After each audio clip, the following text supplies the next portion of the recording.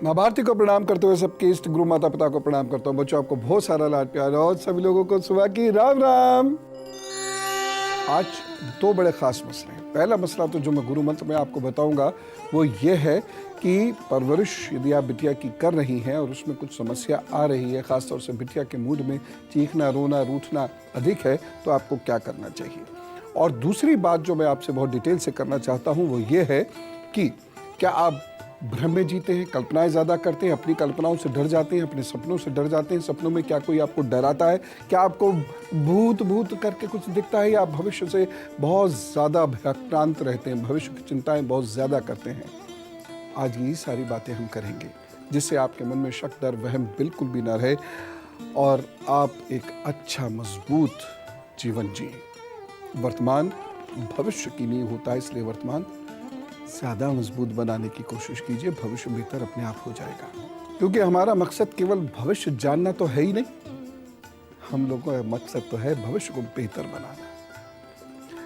कभी कभी ऐसा होता है कोई चीज़ होती नहीं है परंतु हमारा दिमाग कहता है कि वह चीज़ है, तो दिमाग की ये स्थिति कहलाती है हेलुसिनेशंस, यानी हम एक इमेजिनरी वर्ल्ड में जीना शुरू कर देते हैं, काल्पनिक संसार में जीना शुरू कर देते हैं और अपने इमेजिनरी वर्ल्ड को रियल वर्ल्ड से मिला देते हैं।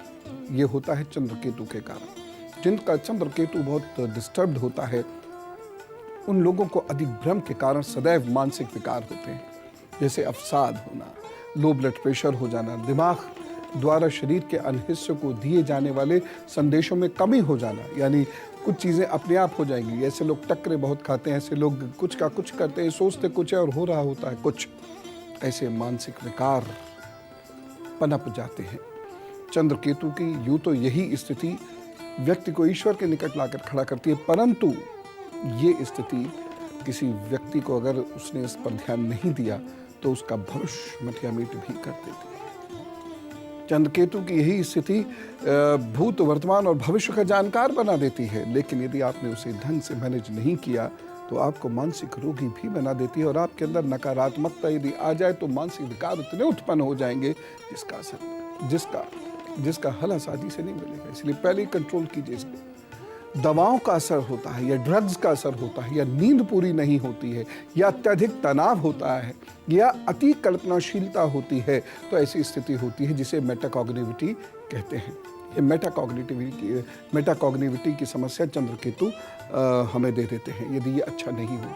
ये करते कैसे हैं कि हम एक कल्पना कर लेते हैं, एक चीज़ को देख लेते हैं और देखकर उसको कोई और चीज़ जिससे हम डरते हैं वह बना देते हैं। जैसे रस्सी लटकी हुई है और उसे सांप समझकर हम डर जाते हैं। ये वस्तुतः भ्रम होता है।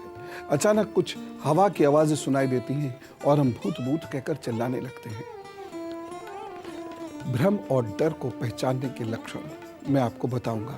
चलिए, अब मैं आपको ये बताने जा रहा हूं कि यदि आपको बहुत ज़्यादा डर लगता है, भ्रम की स्थिति बनी रहती है, अब कल्पनाओं में घूमने के कारण आपका अपना वर्तमान खराब होता चला जा रहा है, तो क्या है इसका कारण? ये नाखून के नीचे वाली स्थिति है और आपके ये नाखून यहाँ कछुए नुमा आकृति में है ना, ये ऐसे करके उठे हुए से नाखून अगर हैं तो यह अच्छी स्थिति नहीं है। और ऐसे में या तो अत्यधिक कल्पनाएं होती हैं या कुछ भ्रम होने लगते हैं या कुछ फेलियर्स के बाद दिमागी स्थिति थोड़ी अजीब सी हो सकती है। कंट्रोल सब किया जा सकता है, उसकी चिंता मत कीजिए, लेकिन ऐसा हो सकता है इसलिए उस चीज को समझ लीजिए पहले।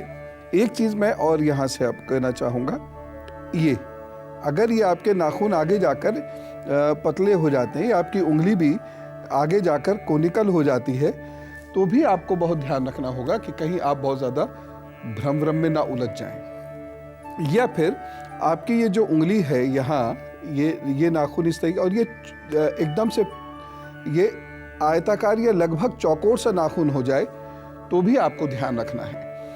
अच्छा, ये नाखूनों की जड़ में आप सब ने ये महसूस किया होगा, ये एक चंद्रमा सा बनता है ना। ये चंद्रमा जितना हो उतना अच्छा है, और यदि ये चंद्रमा नहीं है, अनुपस्थित है, ज़्यादातर नाखूनों में यदि ये चंद्रमा अनुपस्थित है, तो ऐसे लोगों को डर बहुत लगेगा जीवन में, भ्रम बहुत पालेंगे ऐसे लोग जीवन में। और यदि हाथ पर कुछ चीज़ें उनके और हुई इससे जुड़कर, तो ऐसे लोग खामोखा में डरते हैं, भूत भूत भी चिल्ला पड़ते हैं, या कहते हैं हमें सपने में कोई दिखता है, कभी कोई कहेंगे कि हमारा गला दबाता है, कभी कहेंगे कि हमको कुछ निकला आगे पीछे होता हुआ दिख रहा था, आदि आदि। वो कौन सी रेखाएं होती हैं जो ऐसा करती हैं? जब ये आपकी दिमाग की रेखा एकदम ऐसे गिर रही होगी, बिल्कुल एग्जैक्टली ऐसे नहीं गिरती है, लेकिन आपको स्पष्ट रूप से समझा सकूं ऐसा इसलिए कर रहा हूं। ये जब इस प्रकार से गिरती है तो दिमाग बहुत भावुक होता है और भावोत्तेजना हर वक्त दिमाग में रहती है। इसलिए आपको बहुत केयरफुल ऐसे में रहना चाहिए और वो सारे उपाय करने चाहिए जो मैं भी आपको बताने वाला हूं। एक चीज मैं आपको बता दूं स्पष्ट, ये बात किसी के बहुत ज्यादा बनेगी, ऐसे व्यक्ति को डर भी फिर बहुत ज्यादा लगेगा, या फिर किसी व्यक्ति के कफ बहुत ज्यादा होगा तो ऐसे व्यक्ति के डर, वहम, शक, चिंता ये बहुत ज्यादा होगी। भविष्य को लेके हर वक्त वह डरा डरा रहेगा। किसी का ये हाथ यहां से ये बहुत मुलायम अगर होता है, मैं खासतौर से पुरुषों की बात कर रहा हूं, अगर ये मुलायम होता और स्त्रियों में अगर ये पिलपिला होता है, बहुत ही मुलायम होकर पिलपिला सा हो जाए, तो फिर ये अच्छी निशानी नहीं है। हाथ बहुत सख्त तो नहीं होने चाहिए, लेकिन बहुत मुलायम भी नहीं होने चाहिए। अगर आपके हाथ का ये वाला हिस्सा जो आता है, बिल्कुल जहां ये कलाई शुरू हो गई आपकी, है ना, ये मणि बंधा गई, ये हिस्सा अगर आपका बहुत दबा हुआ है तो भी ऐसे व्यक्ति को चिंताएं, डर, वहम, भूत प्रेत जैसी बाधाएं वो अपने आप पकड़ लेता है। बाधाएं उसको नहीं पकड़ती, वो बाधाओं को अपने आप पकड़ लेता है। और ये हिस्सा अगर ऊंचा है और ये हिस्सा बराबर है यदि, ठीक, तो ऐसा व्यक्ति हमेशा भविष्य में रहता है। भविष्य का चिंतन करते करते कभी कभी उसे डिप्रेशन भी हो जाता है। आपने कभी कभी नोट किया होगा कि आपके बच्चों को बड़ा डर लगता है, चाहे वो एग्जाम का डर हो, किसी से मिलने का डर हो, चाहे वो सड़क पर जा रहे हैं तो कुत्ते का डर हो, बिल्ली का डर हो, चूहे का डर हो, छिपकली का डर हो, बड़ा डर लगता है। कभी कभी ये नोट किया होगा कि आपके बच्चे भविष्य की बड़ी कल्पनाएं बनाते हैं, ऐसी गाड़ी होगी, ऐसा मकान होगा, इतनी मोटरसाइकिलें होंगी और ये होगा वो होगा, हर वक्त बहुत अमीर आदमी हो जाऊंगा, ऐसे हो जाऊंगा, मेरे साथ बहुत सारे लोग खड़े होंगे, मैं बहुत बड़ी जनता को भाषण दे रहा हूँ, आदि आदि करके कल्पनाएं बनाते रहते हैं। वह कितनी घातक सिद्ध हो सकती है ये मैं आपको गुरु मंत्र में बताऊंगा, जरूर सुन लीजिए। और साथ ही साथ बच्ची को कैसे पालना है उसकी एक पेरेंटिंग टिप दूंगा। लेकिन अभी वो उपाय जानिए जिससे आप अपने आप को डर और भ्रम की स्थिति से निकाल सकें। जिन लोगों को डर लगता है वो कैल्शियम का सेवन जरूर किया करें। अधिक से अधिक प्राणायाम कीजिए, ऑक्सीजन लीजिए। जितनी ज्यादा ऑक्सीजन शरीर में आपके होगी, खासतौर से जितनी प्राणवायु होगी यानी मस्तिष्क में जितनी ऑक्सीजन होगी, डर और भ्रम की स्थिति उतनी कम होगी। शंख पुष्पिका ऐसे लोगों को सेवन पूरे जीवन करना चाहिए, बीच में थोड़ा थोड़ा समय छोड़ सकते हैं। और अश्वगंध का सेवन भी ऐसे लोगों को करना चाहिए। इसे चिकित्सीय निर्देशन में कर लीजिएगा, इससे आपको बहुत लाभ होगा। आपका दिमाग धीरे धीरे मजबूत होता चला जाएगा, आप बहुत प्रैक्टिकल होते चले जाएंगे और आपके मन में डर भ्रम वो निकलने शुरू हो जाएंगे। साथ ही साथ ऐसे लोग अंगूठे में छल्ला भी पहन सकते हैं। और अब गुरुवंत, अगर आपके बच्चे को डर लगता है तो इस गुरु मंत्र को बहुत ध्यान से सुनिए, उसकी समस्याओं का निराकरण अवश्य होगा।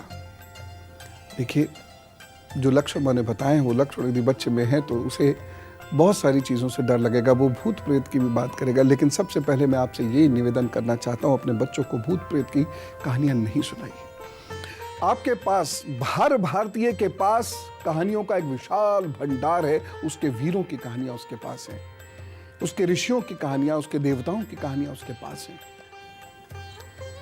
वो सुनाइए। खामोखा कल्पनाओं में बच्चों को मत उलझाइए। इससे बच्चे का मानसिक विकास अवरुद्ध होता है और वह उस वर्ल्ड को रियल वर्ल्ड के साथ जोड़ने की कोशिश करके अपने जीवन को बहुत खराब करता है।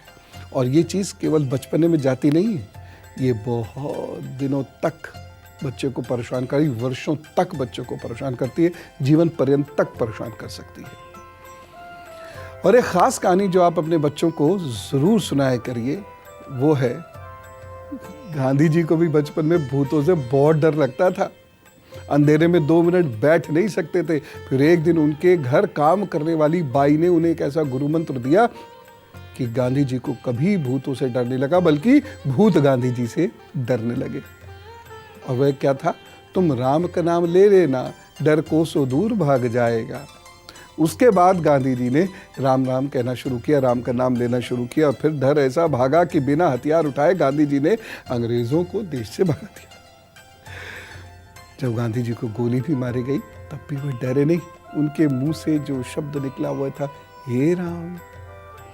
इसलिए बच्चों को, हमारे पास इतने वीर हैं, केवल गांधी जी ही नहीं, बहुत सारे वीर हैं जिन्होंने बिना हथियार अंग्रेजों को भगा दिया। जिन लोगों ने इतनी बड़ी सेना जो अंग्रेज पाले हुए थे, उस सेनाधारियों को यहाँ से भगा दिया। ऐसे वीर, ऐसे क्रांतिकारी हमारे पास है, उनकी कहानी सुनाइए, बच्चों का डर वैसे ही भाग जाएगा। और अब बच्ची की पेरेंटिंग में एक चीज़ का ध्यान रखिएगा। यदि आपकी बच्ची बहुत द्रवित रहती है, भावुक बहुत ज़्यादा है, रोती बहुत है, काम नहीं करती है, नखरीली बहुत है, तो उसके पिता से कहिए कि वो उसके लिए विशेष समय निकालकर बात करना शुरू करें, थोड़ा टहलना शुरू करें, उससे उसके दिल का हाल पूछना सुनना शुरू करें। हमेशा याद रखना, बच्ची की सारी कमज़ोरियाँ उसके पिता के द्वारा ख़त्म की जा सकती हैं, ख़ासतौर से मानसिक कमज़ोरियाँ, क्योंकि पिता और बेटी की बातचीत का जो नतीजा निकलता है वो बच्ची के आत्मबल को इतना मजबूत कर देता है कि वह बच्ची अपने जीवन में सफल हो जाती है। याद रखा कीजिए, इन टिप्स को अपनी ज़िंदगी में ज़रूर उतारिए और आज कोई अच्छा काम ज़रूर कीजिए। और मैं चलूँ, मुझे इजाज़त दीजिए, चलता हूँ। ईश्वर आपको बहुत खुशियाँ दे। राम राम, नमस्कार।